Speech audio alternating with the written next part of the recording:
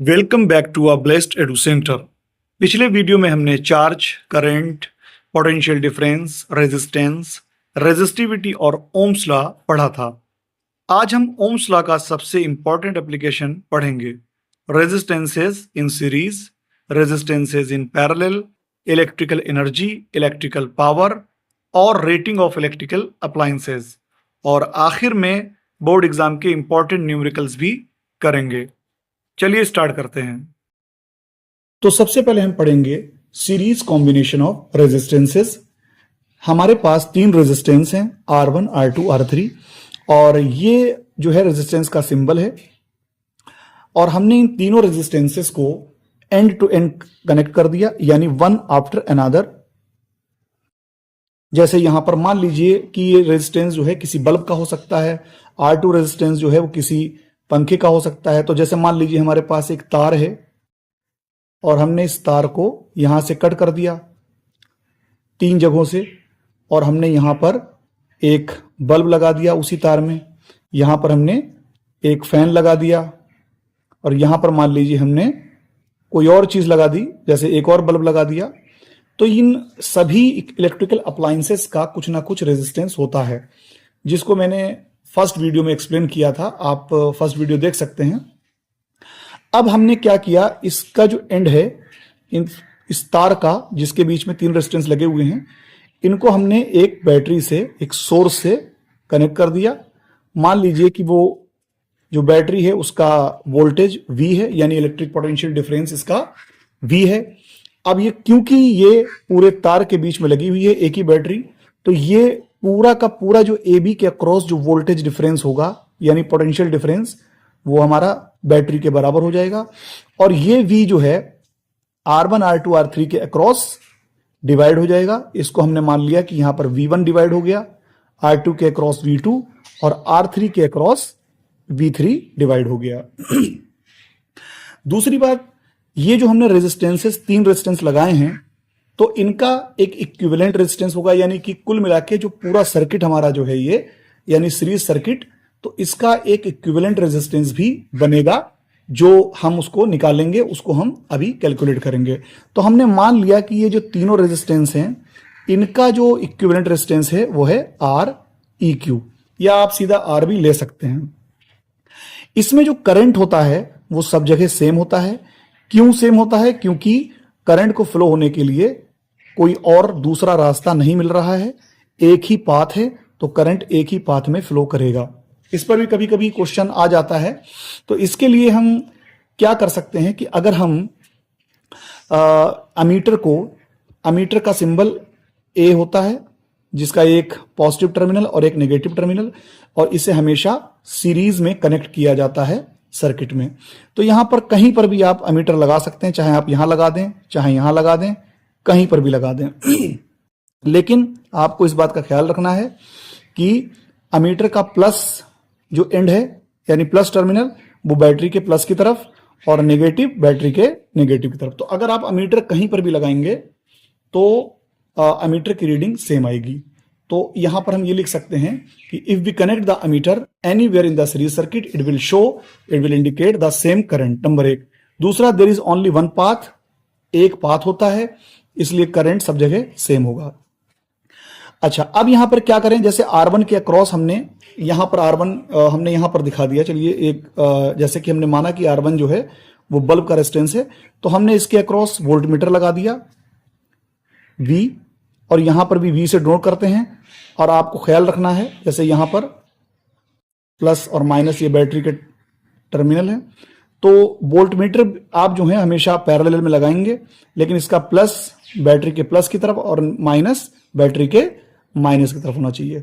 तो एक वोल्टमीटर हमने लगा दिया, मान लीजिए V1 वोल्टमीटर है ये, इसे लगा दिया हमने R1 के क्रॉस, और V2 को यहां पर R1, R2, R3, V2 को R2 के अक्रॉस, और V3 को हमने R3 के अक्रॉस लगा दिया। और एक पूरा का पूरा जो है A और B हमने यहां पर माना था टर्मिनल इसके, और एक वोल्टमीटर आपने लगा दिया A और B के अक्रॉस। तब आप देखेंगे कि जो V1, V2, V3 का जो सम है वो V के बराबर होगा। यानी हम ये कह सकते हैं कि जो टोटल अप्लाइड वोल्टेज है, टोटल अप्लाइड वोल्टेज वो बराबर होगा sum of the voltage across each individual resistances, यानी कि V equal to V1 plus V2 plus V3। और करंट जो है हमने माना कि करंट I है सर्किट में, तो I will remain same everywhere. तो यहां पर ये दो बातें आपको याद रखनी है। अब यहां पर अगर हम V को V जो है हमारा अप्लाइड वोल्टेज है, जो कि बैटरी के वोल्टेज के बराबर है, तो अगर हम ओम्स लॉ के अकॉर्डिंग, फ्रॉम ओम्स लॉ हमें पता है कि V equal to I R होता है। तो अगर हमें जो है टोटल वोल्टेज को करंट और रेजिस्टेंस के टर्म में निकालना है, इसको समझिए। अगर हमें टोटल वोल्टेज करंट और रेजिस्टेंस के टर्म्स में निकालना है, तो यहां पर V क्या है? Applied voltage. तो V बराबर क्या हो जाएगा? Total current. यहां पर I जो है वो टोटल करंट है, और R जो है, यहां पर हम R जो है वो लेंगे इक्विवेलेंट। इसका मतलब ये है कि टोटल अप्लाइड वोल्टेज बराबर होगा total current multiply total resistance. यानी कि टोटल वोल्टेज अगर आपको करंट और रेजिस्टेंस के टर्म में निकालना है, तो आपको टोटल करंट, सर्किट का जो टोटल करंट है उसको मल्टीप्लाई करना पड़ेगा सर्किट के टोटल रेजिस्टेंस से। इसी तरीके से इसको हमने इक्वेशन 1 मान लिया, इसको 2। इसी तरीके से अगर हमें V1 निकालना है, यानी कि वोल्टेज या पोटेंशियल डिफरेंस अक्रॉस R1, तो V1 इक्वल टू हो जाएगा I1 R1। यहां पर एक चीज और समझ लीजिए, जब भी आप ओम्स लॉ अप्लाई करेंगे तो आपको जो भी वैल्यू निकालनी है उस पर्टिकुलर रेजिस्टेंस की, तो वहां पर आपको हर एक वैल्यू उसी रेजिस्टेंस के अकॉर्डिंग रखनी है। यानी कि करंट भी उसी रेजिस्टेंस का होना चाहिए, वोल्टेज भी उसी रेजिस्टेंस का होना चाहिए, और रेजिस्टेंस की वैल्यू भी उसी रेजिस्टेंस की होनी चाहिए। जैसे V1 है यहां पर वोल्टेज अक्रॉस R1, तो यहां पर हमने करंट लिया उस R1 में, और R1 यहां पर जो है रेजिस्टेंस की वैल्यू है। लेकिन अब क्योंकि I1, I2, I3 ये सब जगह सेम है, तो यहां पर हम सीधा सीधा लिखेंगे V1 इक्वल टू IR1। इसी तरीके से V2 इक्वल टू IR2 और V3 इक्वल टू IR3। अब यहां पर जो है यहां पर 2, इक्वेशन 2 इसको मान लिया, और इसको 3 मान लीजिए, इसको 4 और इसे 5। अब यहां पर हम 2, 3, 4, 5 की वैल्यू यहां रख दें 1 में, तो V की जगह हम रखेंगे I R इक्विवेलेंट बराबर ये हो जाएगा I1 यानी IR1, यानी V1 की जगह IR1 प्लस V2 के प्लेस पर IR2 और V3 के प्लेस पर हम IR3 ले लेंगे। यहां पर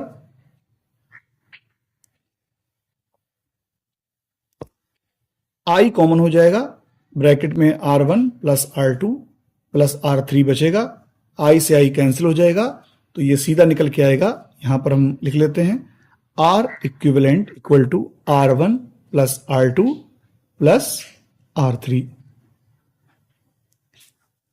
यानी कि जो इक्विवेलेंट रेजिस्टेंस निकल के आएगा सीरीज कॉम्बिनेशन में, वो इंडिविजुअल रेजिस्टेंसेस के सम के बराबर होगा। जैसे यहीं पर अगर हम R1 देख लें कि R1 यहां पर जो है वो 2 ओम है, और R2 जो है वो आपका मान लीजिए 4 ओम है, और R3 1 ओम है।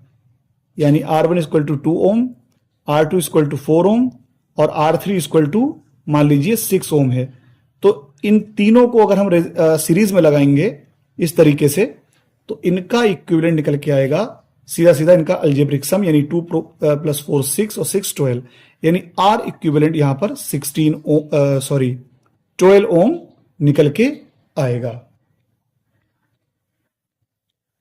तो पता ये चला कि जो total resistance series combination series circuit का होता है वो हर एक रेजिस्टेंस के सम के बराबर होता है, यानी हर एक रेजिस्टेंस की जो वैल्यूज हैं उन्हें आप ऐड कर दीजिए, वो टोटल रेजिस्टेंस के बराबर होगा। अब यहां पर है ड्रॉबैक्स ऑफ सीरीज कॉम्बिनेशन।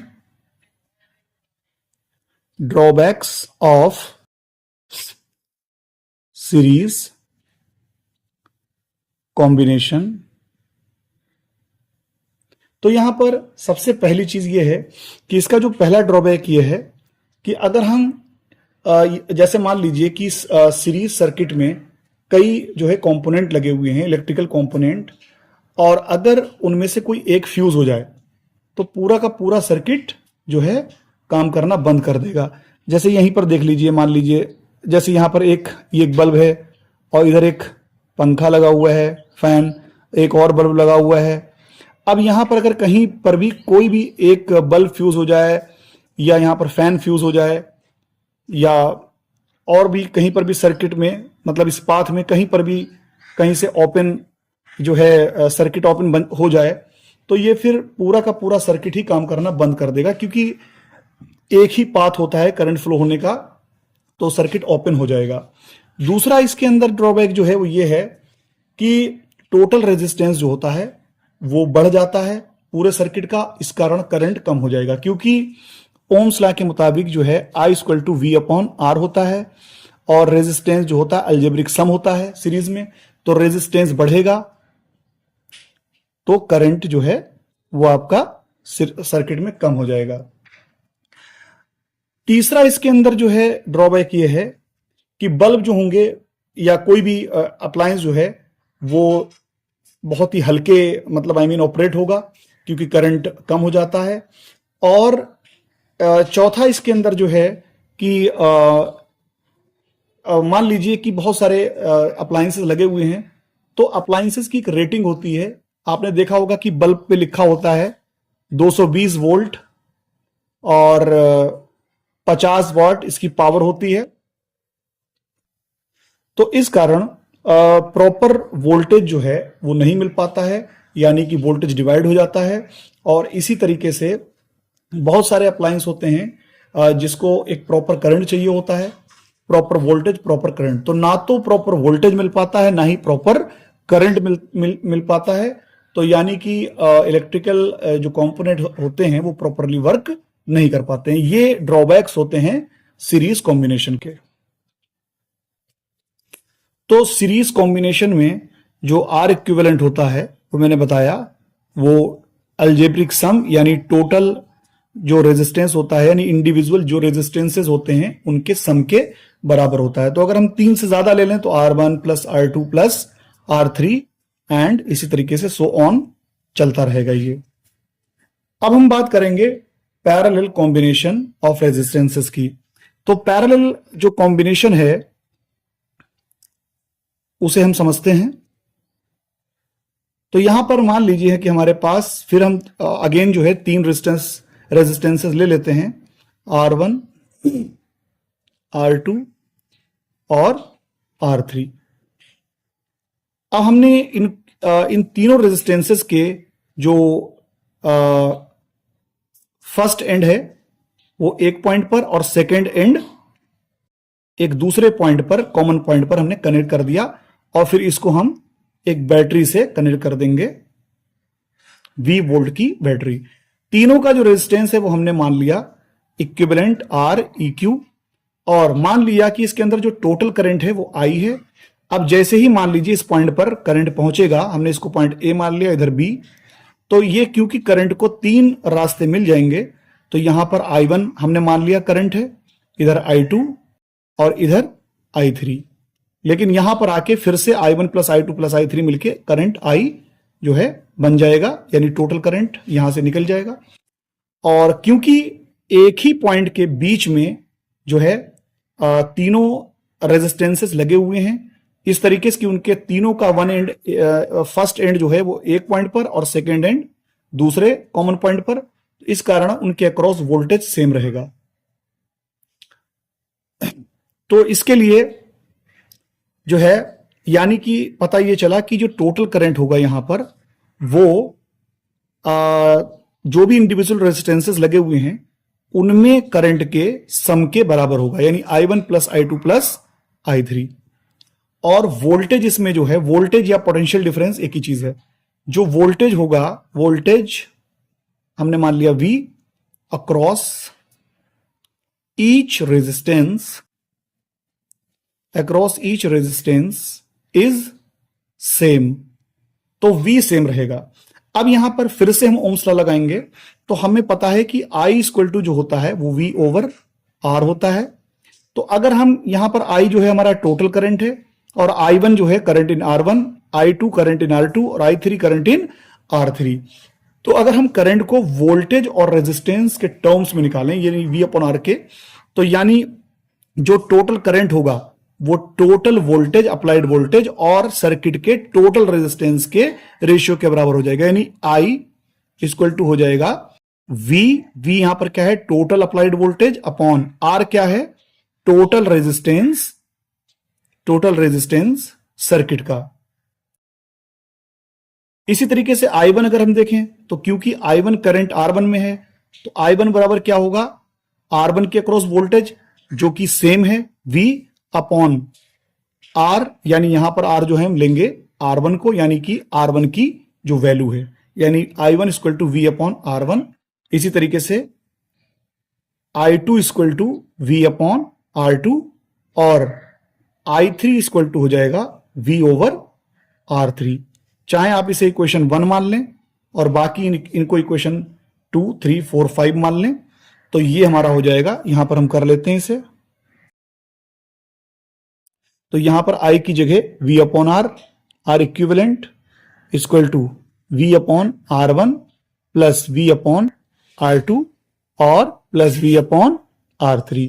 यहां पर V कॉमन हो जाएगा, जो कि V से कैंसिल हो जाएगा, तो ये हो जाएगा 1 by R EQ equal to 1 by R1 plus 1 by R2 plus 1 upon R3। तो ये जो है हमारा टोटल रेजिस्टेंस यानी इक्विवेलेंट रेजिस्टेंस, इसे हम इफेक्टिव रेजिस्टेंस भी कह सकते हैं, जो है पैरेलल कॉम्बिनेशन का निकल के आएगा। तो यहां आप देख सकते हैं कि जो पैरेलल कॉम्बिनेशन का जो इक्विवेलेंट रेजिस्टेंस है, उसका reciprocal sum of reciprocals of individual resistances के बराबर होता है। यानी कि जो इक्विवेलेंट रेजिस्टेंस है उसका हम कह सकते हैं उल्टा रेसिप्रोकल। सभी रेजिस्टेंसेस इंडिविजुअल रेजिस्टेंसेस के रेसिप्रोकल के सम के बराबर होता है। इसकी डेफिनेशन मैंने लिख दी है। अब यहां पर एक चीज और समझ लीजिए कि अगर दो रेजिस्टेंसेस पैरेलल में लगे हुए हैं, तो इसका एक शॉर्ट फार्मूला है जो आपको याद रखना है, R1 और R2। तो इनका जो इक्विवेलेंट निकल के आएगा, मान लीजिए इनका इक्विवेलेंट हमने मान लिया REQ, तो इसका फार्मूला होगा REQ इक्वल टू, दोनों को मल्टीप्लाई कर दीजिए, R1 multiply R2 upon R1 plus R2। तो यहां पर लेकिन ये फार्मूला जो वैलिड होगा वो सिर्फ दो रेजिस्टेंसेस के लिए होगा। अगर दो से ज्यादा रेजिस्टेंस हैं तब आपको formula 1 by REQ equal to 1 upon R1 plus 1 upon R2 plus 1 upon R3 and so on, ये आपको लगाना पड़ेगा। इसी तरीके से अगर दो रेजिस्टेंस लगे हुए हैं और उसके अंदर अगर आपको करंट निकालना है I1 और I2, ये फार्मूला मैंने बताया सिर्फ दो रेजिस्टेंस के लिए है। तो I1 यहां पर हो जाएगा I1 equal to IR2 upon R1 plus R2 और I2 इक्वल टू हो जाएगा IR1 upon R1 plus R2। यानी कि अगर आपको टोटल करंट पता है तब आप I1 को इस तरीके से निकाल सकते हैं, यानी I1 equal to IR2 upon R1 plus R2 और I2 जो है equal to IR1 upon R1 plus R2। ये फार्मूले इसके सिर्फ दो रेजिस्टेंसेस के लिए वैलिड हैं। अब अगर हम यहां पर बात करें एडवांटेज ऑफ पैरेलल कॉम्बिनेशन की, एडवांटेज ऑफ पैरेलल कॉम्बिनेशन, तो नंबर 1 कि अगर एक बल्ब या एक इलेक्ट्रिकल कंपोनेंट जो है फ्यूज हो जाए, तो बाकी सर्किट काम करता रहेगा। जैसे यहीं पर देख लीजिए, अगर R1 में मान लीजिए कहीं पर शॉर्ट जो है फ्यूज हो गया या यहां पर सर्किट डैमेज हो गया, तो R2 जो है उसकी लाइन प्रॉपर चलती रहेगी, क्योंकि करंट जो है उसके लिए एक पाथ जो है वो ओपन हुआ है लेकिन दूसरा पाथ यहाँ क्लोज है, तो करंट R2 में चलता रहेगा। इसी तरीके से जैसे अगर R3 होता तो R3 में भी चलता रहता। तो एक तो इसका ये एडवांटेज है। दूसरा एडवांटेज ये है कि हर एक, जैसे कि मैंने बताया था कि हर एक अप्लायंस जो है उसकी रेटिंग होती है। जैसे कि मतलब मान लीजिए एक बल्ब है कि 220 वोल्ट पे चल रहा है और उसकी पावर 50 वाट है, तो हर एक जो अप्लायंस है, हर एक इलेक्ट्रिकल कंपोनेंट है, उसे उतना ही वोल्टेज मिलेगा जितना आपने प्रोवाइड कराया है हर एक अप्लायंस को, और जितना करंट उसे चाहिए होगा उतना करंट वो ड्रॉ कर लेगा।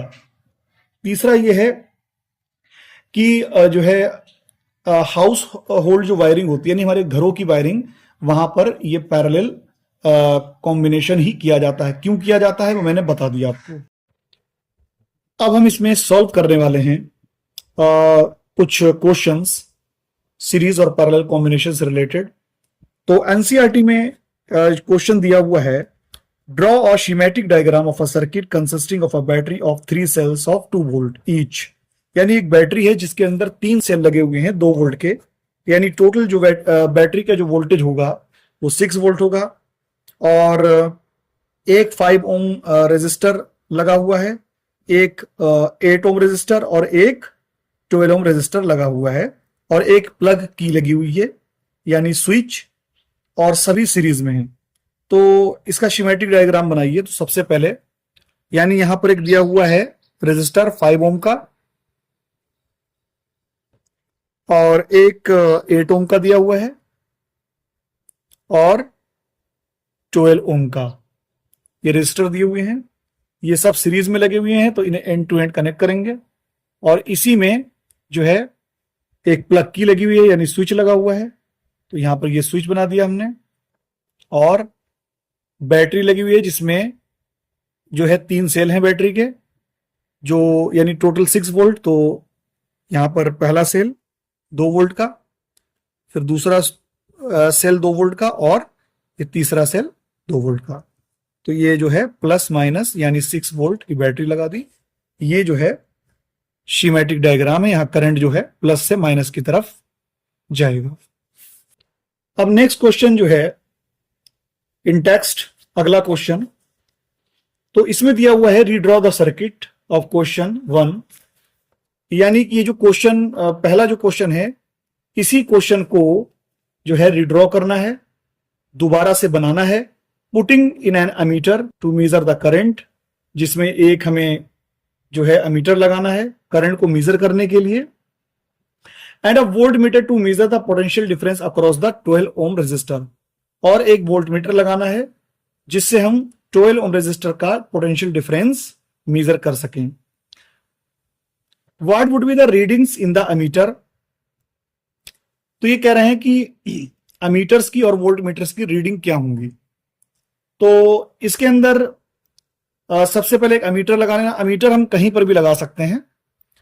चलिए यहां पे हमने अमीटर लगा दिया, बस प्लस जो है पॉजिटिव, बैटरी के पॉजिटिव टर्मिनल की तरफ होना चाहिए, और नेगेटिव अमीटर का नेगेटिव टर्मिनल की तरफ होना चाहिए। और एक इसमें जो है 12 एम रेजिस्टर के अक्रॉस जो है वोल्ट मीटर लगाना है। वोल्ट मीटर ऑलवेज पैरेलल में लगता है, ये हमने वोल्ट मीटर लगा दिया, प्लस प्लस की तरफ, माइनस माइनस की तरफ, यानी कि वोल्ट मीटर का जो पॉजिटिव टर्मिनल है वो बैटरी के पॉजिटिव टर्मिनल की तरफ, और वोल्ट मीटर का नेगेटिव टर्मिनल बैटरी के नेगेटिव टर्मिनल की तरफ कनेक्ट होना चाहिए। तो ये कह रहे हैं कि अमीटर और वोल्ट मीटर की रीडिंग हमें बताइए। यानी सिंपल वर्ड्स में, अब यहां पर अमीटर और वोल्ट मीटर जो है वो लगाया गया है, तो हम लोग कोई लैब में तो है नहीं कि हम जो अमीटर जो है यहां पर प्रैक्टिकली इसको हम मेजर कर सकें। तो हमें वैल्यूज दी हुई हैं, तो अगर हम इसको लैब में जाकर पूरा सेटअप इसी तरीके से बना दें, तो जो अमीटर और वोल्ट मीटर की रीडिंग आएगी वही हम कैलकुलेट भी कर सकते हैं। अब कैसे कैलकुलेट करना है वो समझिए। सबसे पहली चीज ये है कि यहां पर मैंने आपको बताया था कि आपको जिस रेजिस्टर का जिस रेजिस्टेंस की वैल्यू निकालनी है, तो वहां पर आप जब ओम्स लॉ लगाएंगे तो उस पर्टिकुलर रेजिस्टेंस की हर एक वैल्यू आपको दी होनी चाहिए, यानी पता होना चाहिए कि जैसे अगर यहां पर 5 ओम की हमें जो है, मान लीजिए 5 ओम का वोल्टेज हमें पता करना है या पोटेंशियल डिफरेंस पता करना है, तो वहां पर हम ओम्स लॉ लगाएंगे तो हमें करंट और रेजिस्टेंस दोनों मालूम होना चाहिए। तो यहां पर करंट जो है वो हमें नहीं पता है और रेजिस्टेंस हमें मालूम है, तो हम क्या करेंगे, सबसे पहले उसे समझ लीजिए। सबसे पहली बात यह है कि हम तीनों रेजिस्टेंसेस को जो है हम इनका इक्विवेलेंट निकालेंगे। तो हमने ये मान लिया कि जो तीनों रेजिस्टर लगे हुए हैं यानी कि सीरीज में, तो हमने इनका इक्विवेलेंट रेजिस्टेंस मान लिया आर। तो हमने मान लिया कि let R is the equivalent resistance of combination. तो क्योंकि ये सीरीज में है तो सीरीज में जो है सभी रेजिस्टेंसेस जो हैं वो ऐड हो जाते हैं। तो यहां पर हम इनको ऐड कर लेंगे, 5 + 8 + 12, तो ये हमारा हो जाएगा 25 ओम। तो सबसे पहले तो हम करंट निकालेंगे। करंट हम इसलिए निकालेंगे क्योंकि अगर हम करंट नहीं निकालेंगे तो हमें 12 ओम के अक्रॉस वोल्टेज पता नहीं चल पाएगा। आगे आगे जो है आपको समझ में आता जाएगा ये। तो यहां पर आर जो है टोटल रेजिस्टेंस जो है 25 ओम निकल के आया। अब हम यहां पर जो है टोटल करंट निकालेंगे। टोटल करंट निकालने के लिए मैंने आपको फार्मूले बताए थे कि टोटल करंट अगर आपको सीरीज कॉम्बिनेशन का या पैरेलल किसी भी सर्किट का अगर टोटल करंट आपको निकालना है तो टोटल अप्लाइड वोल्टेज जो है, तो आपको सर्किट में जो टोटल अप्लाइड वोल्टेज है V, उसे सर्किट के टोटल रेजिस्टेंस से डिवाइड करना होगा। तो टोटल अप्लाइड वोल्टेज जो है वो 6 है और टोटल रेजिस्टेंस है 25। तो ये हमारा जो है निकल के आ जाएगा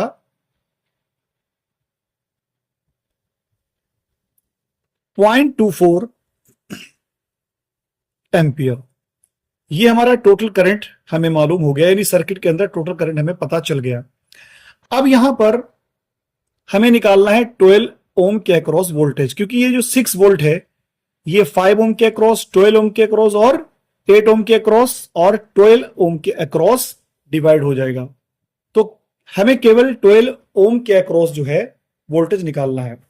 तो यहां पर हर जगह फार्मूला ओम्स लॉ ही लगेगा, तो यहां लगाएंगे V = IR। लेकिन अब यहां पर हमें एक चीज ध्यान रखनी है कि क्योंकि हम 12 ओम के अक्रॉस वोल्टेज निकाल रहे हैं तो हमें 12 ओम में जो है कितना करंट है और उसके रेजिस्टेंस की वैल्यू क्या है उससे मल्टीप्लाई करना पड़ेगा। तो आर तो हमें मालूम है, लेकिन करंट जो है अभी हमने निकाला, क्योंकि सीरीज में करंट सब जगह सेम रहता है, तो यहां आप सीधे सीधे I की वैल्यू 0.24 रख देंगे और यहां पर जो रेजिस्टेंस की वैल्यू है वो 12 है, तो यहां पर मल्टीप्लाई कर देंगे।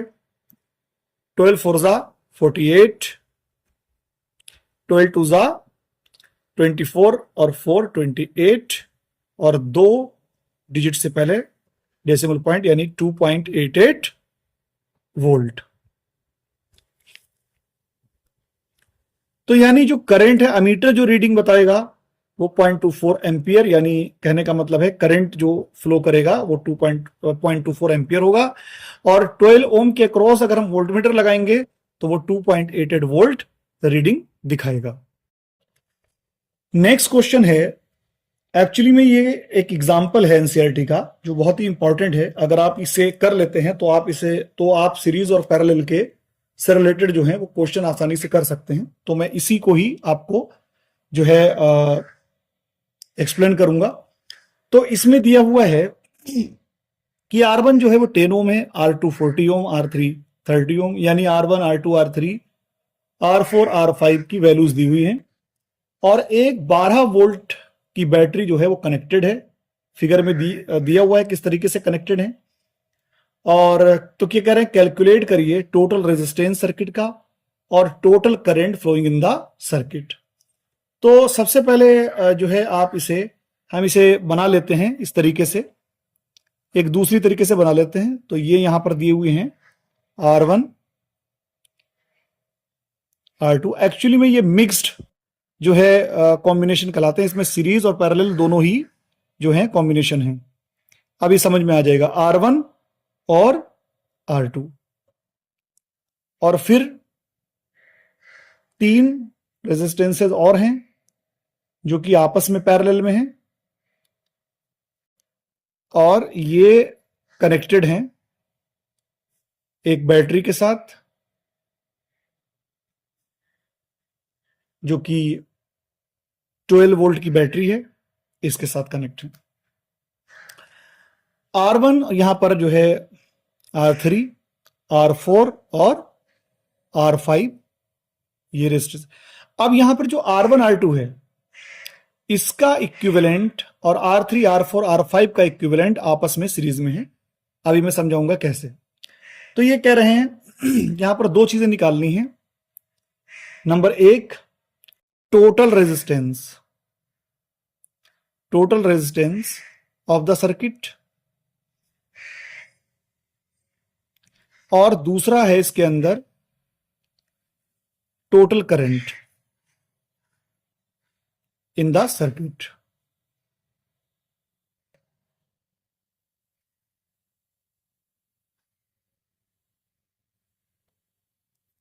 तो यहां पर ये 2 चीजें आपको कैलकुलेट करनी है। अब यहां पर सबसे पहली चीज कि मैंने आपको बताया था कि टोटल रेजिस्टेंस का मतलब यह है कि R1 R2 R3 R4 और R5 का जो है वो टोटल रेजिस्टेंस क्या होगा। सबसे पहले तो वो हमें निकालना है। तो यहां पर आप देख सकते हैं कि R1 R2 जो है वो आपस में पैरेलल में है। तो हमने सबसे पहले ये मान लिया कि R1 R2 का जो टोटल रेजिस्टेंस यानी इक्विवेलेंट रेजिस्टेंस है वो हमने मान लिया R मान लिया हमने। तो क्योंकि 2 रेजिस्टेंस जब पैरेलल में होते हैं तो मैंने उसका फार्मूला आपको शॉर्ट बताया था कि R इक्वल टू दोनों को मल्टीप्लाई करो R1 R2 upon R1 plus R2। तो यहां पर R1 जो दिया हुआ है वो है 10 मल्टीप्लाई R2 दिया है 40 और अपॉन इन दोनों का सम जो है वो 10 प्लस 40 यानी सीधे सीधे 50 हम लिख देते हैं। 0 से 0 कैंसिल, 5 2 जा 10 और ये हो जाएगा 2 4 जा 8। तो ये 8 ओम जो है ये निकल के आया R1 R2 का इक्विवेलेंट। अब R3 R4 R5 का इक्विवेलेंट हमने मान लिया R डैश। अब क्योंकि मैंने ये बताया था ये जो फार्मूला है वो सिर्फ केवल 2 रेजिस्टेंस अगर पैरेलल में है उसके लिए वैलिड है। अगर 2 से ज्यादा हैं तब आप फार्मूला रेसिप्रोकल वाला ही लगाएंगे। तो यहां पर फार्मूला हो जाएगा 1/R dash equal to 1/R1। तो क्योंकि यहां पर R3 R4 R5 है तो हम यहां ले लेंगे 1/R3 plus 1/R4 plus 1/R5। अब यहां पर वैल्यूज रख देंगे 1/R dash equal to R3 की वैल्यू जो है वो यहां दी है 30 प्लस R4 की वैल्यू है 20 प्लस R5 की वैल्यू है 60। सभी का एलसीएम हो जाएगा 60। 30 से डिवाइड करेंगे 32 जा 60, 2 1 जा 2 प्लस 23 जा 60, 3 1 जा 3 प्लस 61 जा 60, 1 1 जा 1। ये हो जाएगा 6/60 यानी सीधा 6 1 जा 6, 6 1 जा 6 और 0 यानी 1/10। तो ये 1/R डैश की वैल्यू 1/10। तो 1/R डैश को रेसिप्रोकल करेंगे R डैश तो इधर भी रेसिप्रोकल हो जाएगा यानी 10/1 यानी सीधा सीधा 10 ओम। तो यानी पता ये चला कि R3 R4 R5 का जो इक्विवेलेंट निकल के आया वो 10 ओम निकल के आया। अब हम इस सर्किट को जो है एक दूसरी तरीके से ड्रॉ कर सकते हैं, रीड्रॉ। R1 R2 की के प्लेस पर हम इस तरीके से R रख सकते हैं और यहां पर R3 R4 R5 के प्लेस पर R डैश रख सकते हैं और बैटरी जो है 12 वोल्ट की लगी हुई है यानी ये 10 ओम। और इधर जो R निकल के आया था, सॉरी R जो था वो हमारा 8 ओम निकल के आया और R डैश जो है वो 10 ओम निकल के आया। अब यहां पर अगर हम देखें तो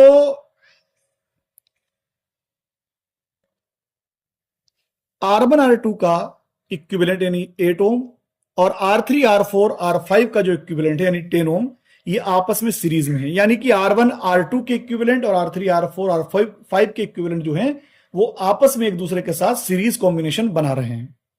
तो सबसे पहली चीज ये है कि हमें Q की सबसे पहले टोटल रेजिस्टेंस निकालना है। तो अब R और R डैश का इक्विवेलेंट हमने मान लिया कि इनका इक्विवेलेंट जो है वो हमने मान लिया R डबल डैश।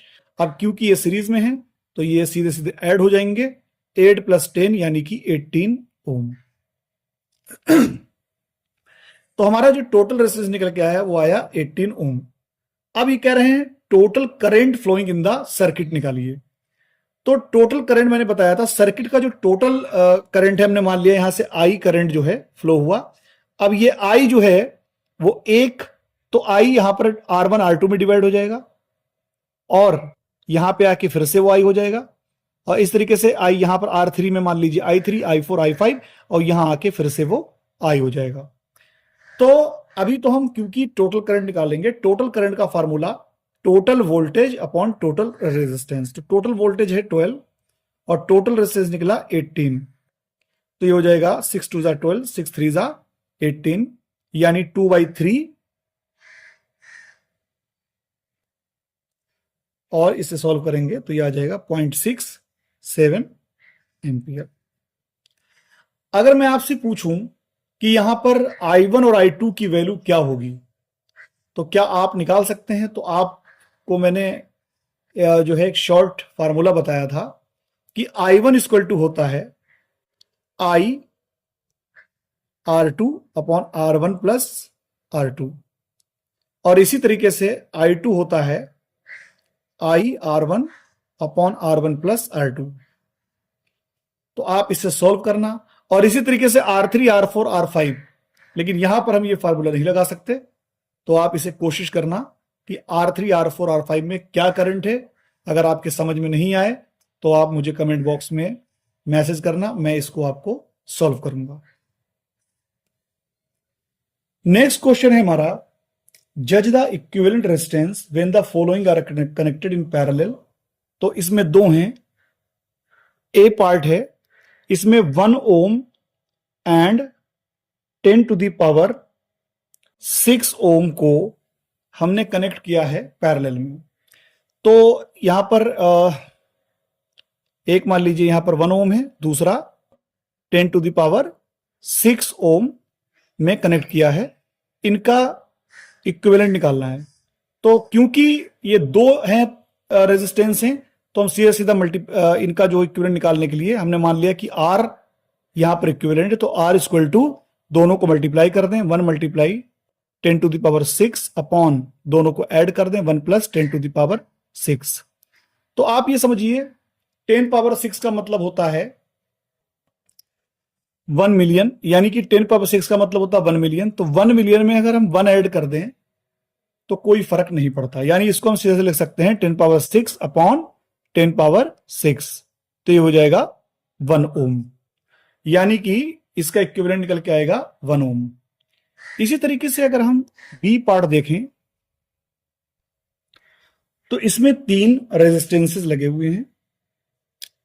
तो यहां पर 1 ओम और दूसरा रेजिस्टेंस के अंदर लगा हुआ है पैरेलल में 10⁻3 ओम, और तीसरा रेजिस्टेंस जो है लगा हुआ है 10⁻6 ओम। अब यहां पर हम ये डायरेक्ट फार्मूला यूज नहीं कर सकते, हमने मान लिया कि इन तीनों का इक्विवेलेंट R है।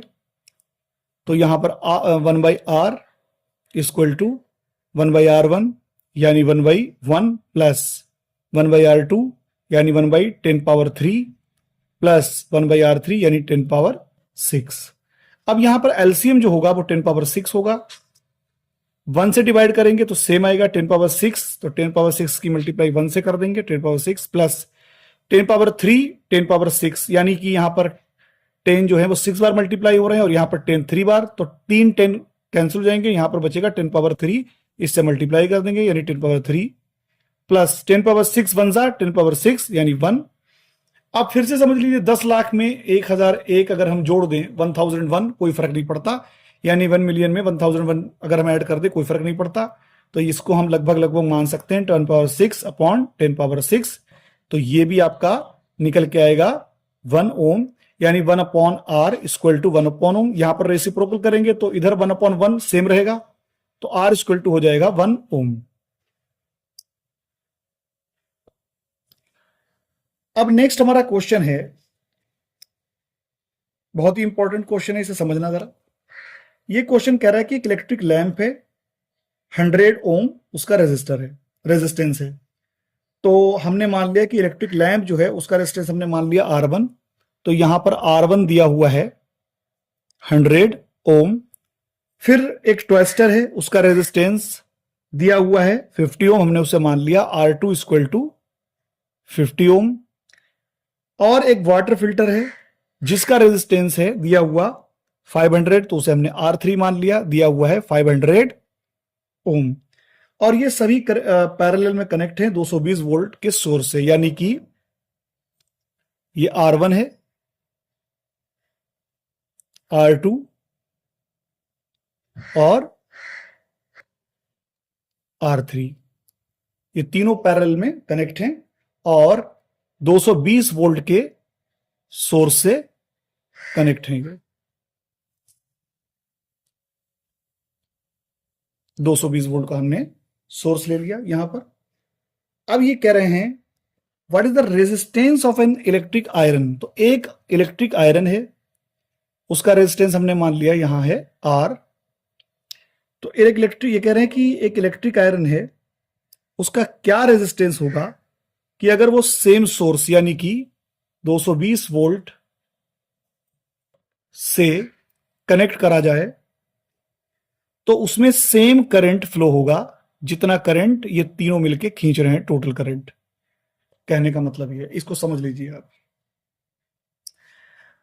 तो देखिए, अगर इन तीनों का रेजिस्टेंस, ये तीनों रेजिस्टेंस जो पैरेलल में लगे हुए हैं, अगर इनका इक्विवेलेंट, अगर इन तीनों का इक्विवेलेंट इलेक्ट्रिक आयरन के रेजिस्टेंस के बराबर निकले, तो अगर हम इलेक्ट्रिक आयरन उसी सोर्स से जोड़ दें यानी 220 वोल्ट से, तो करंट वही रहेगा। कहने का मतलब यह है कि अगर तीनों का रेजिस्टेंस इलेक्ट्रिक आयरन के बराबर हो तो जितना करंट तीनों मिलके ड्रॉ करेंगे उतना करंट वो आयरन ड्रॉ करेगा।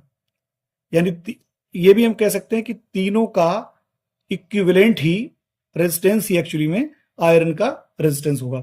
तो हम निकाल लेते हैं। तो यहां पर 3 लगे हुए हैं, तो हमने इसको मान लिया कि इनका इक्विवेलेंट जो है तीनों का वो R है। तो ये हो जाएगा 1/R equal to 1/R1 plus 1/R2 plus 1/R3। यहां पर 1/R1 के प्लेस पर 100 प्लस R2 के प्लेस पर 50 और R3 के प्लेस पर 500। यहां पर हम जो है एलसीएम ले लेंगे, एलसीएम निकलेगा 500। यहां पर 2 0 से 2 0 कैंसिल, 5 आएगा, यानी 100 5 जा 500, 5 1 जा 5 प्लस यहां पर 1 0 से 1 0 कैंसिल, क्योंकि हम डिवाइड कर रहे होते हैं। 1 0 से 1 0 कैंसिल, 5 10 जा 50, यानी 10 1 जा 10 प्लस इधर 500 1 जा 500, 1 1 जा 1। तो ये निकल के आएगा 1/R इक्वल टू 16/500।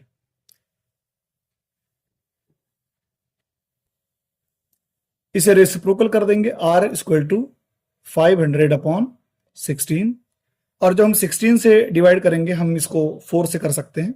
4 4 जा 16, थोड़ा सॉल्व कर लेते हैं। 4 1 जा 4, यहां बचा रिमाइंडर 1, तो ये 10 में 4 2 जा 8 और 2 बचा, 4 5 जा 20, यानी 125/4। अब हम 4 से डिवाइड कर देंगे इसको हम, तो ये आ जाएगा हमारा, इसको ऐसे ही रहने दीजिए, 125/4 ओम, इसको भी रहने दीजिए, क्योंकि आगे जब हम सॉल्व करेंगे तो इसमें कुछ जो है इसमें वैल्यूज कट जाएंगी। अब ये कह रहे हैं, उसी के आगे क्वेश्चन में इन्होंने कहा कि कितना करंट जो है फ्लो होगा। तो अब यहां पर जो करंट होगा, हमें करंट निकालना है। तो करंट निकालने के लिए क्या है, टोटल करंट पूछ रहे हैं। तो करंट I इक्वल टू क्या हो जाएगा, टोटल वोल्टेज कितना है 220, और उसको डिवाइड कर दीजिए टोटल रेजिस्टेंस से, जो इलेक्ट्रिक आयरन के रेजिस्टेंस के बराबर होगा। तो जो निकल के आया 125/4, 125/4, तो ये हो जाएगा 220/125, 4 चला जाएगा ऊपर। तो इसको हम जब सॉल्व करेंगे तो ये निकल के आएगा 7.04 एम्पियर। अब नेक्स्ट क्वेश्चन इसमें है, how can 3 resistors of resistance 2 ohm, 3 ohm and 6 ohm be connected to give a total resistance of 4 ohm and 1 ohm।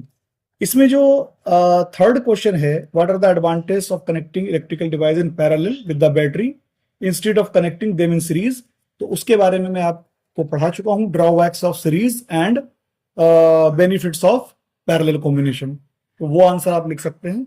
तो यहां पर 3 रेजिस्टेंसेज हैं, जिसमें एक 2 ohm है और 3 ohm, 6 ohm। तो इन तीनों को हमें कनेक्ट करना है इस तरीके से कि उनका इक्विवेलेंट 4 ohm आ जाए और 1 ohm आ जाए। तो यहां पर 3 रेजिस्टर दिए हैं जिनके रेजिस्टेंसेस 2 ohm, और एक दिया हुआ है 3 ohm, और थर्ड जो है रेजिस्टर उसका रेजिस्टेंस है 6 ohm। तो यहां पर इसका जो इक्विवेलेंट कितना निकल के आना चाहिए, फर्स्ट में दिया है इन्होंने 4 ohm निकल के आना चाहिए। तो हमें पता है कि सीरीज में जो टोटल रेजिस्टेंस होता है वो सभी इंडिविजुअल रेजिस्टेंसेस के सम के बराबर होता है। तो अगर इसको हम सीरीज में कनेक्ट करेंगे तो इक्विवेलेंट निकल के आएगा 639 और 211 ohm, यानी ये सीरीज में कनेक्ट नहीं है। अगर हम पैरेलल में कनेक्ट करेंगे तो पैरेलल में इस बात को आप समझ लीजिए, ये मैं बताना भूल गया था कि जब हम रेजिस्टेंसेस को पैरेलल में कनेक्ट करते हैं तो जो पैरेलल में इक्विवेलेंट रेजिस्टेंस निकल के आता है वो जो भी इंडिविजुअल रेजिस्टेंसेस गिवन होते हैं उनमें जो सबसे कम वैल्यू का रेजिस्टेंस जो दिया होता है उससे भी कम इक्विवेलेंट रेजिस्टेंस की वैल्यू निकल के आती है पैरेलल में। इसका मतलब यह है कि अगर हम पैरेलल में कनेक्ट करेंगे तो इक्विवेलेंट रेजिस्टेंस की वैल्यू 2 ohm से भी कम आएगी। तो इसका मतलब है कि फर्स्ट वाले केस में ना तो ये सीरीज में दिया हुआ है और ना ही ये पैरेलल में दिया हुआ, इसका मतलब ये मिक्स्ड दिया हुआ है। तो हम इस तरीके से कर सकते हैं, हम ये जो है गैस कर सकते हैं, मतलब 1 या 2 बार जो है ट्राई कर सकते हैं। तो ट्राई करने से आपको ये आ जाएगा। जैसे यहां पर सबसे पहले हमने मान लिया कि हमने जो है 2 ohm लगाया और उसके बाद 3 ohm और 6 ohm ये हमने पैरेलल में लगा दिए, 3 ohm और 6 ohm, यानी 3 ohm 6 ohm को आपस में पैरेलल में लगा दिया और 2 ohm को उनके साथ में सीरीज में लगा दिया। तो सबसे पहले 3 ohm 6 ohm का हम इक्विवेलेंट निकाल लेते हैं, क्योंकि ये 2 रेजिस्टर लगे हुए हैं पैरेलल में, तो इनका इक्विवेलेंट जो है वो निकल के आएगा, दोनों को मल्टीप्लाई कर दीजिए, 3 6 18 और दोनों को ऐड कर दीजिए, उससे डिवाइड कर दीजिए, 6 + 3 9, 9 2 18, यानी 3 और 6 का जो इक्विवेलेंट निकल के आया वो 2 ohm निकल के आया, जो इस 2 ohm के साथ सीरीज कॉम्बिनेशन बना रहा है, यानी 2 ohm और 2 ohm। तो ये टोटल इक्विवेलेंट इनका जो है वो निकल के आ जाएगा 4 ohm। तो पहला तो ये है, इस तरीके से आप कनेक्ट करेंगे, यानी ये इस तरीके से कनेक्ट करेंगे 4 ohm रेजिस्टेंस के लिए।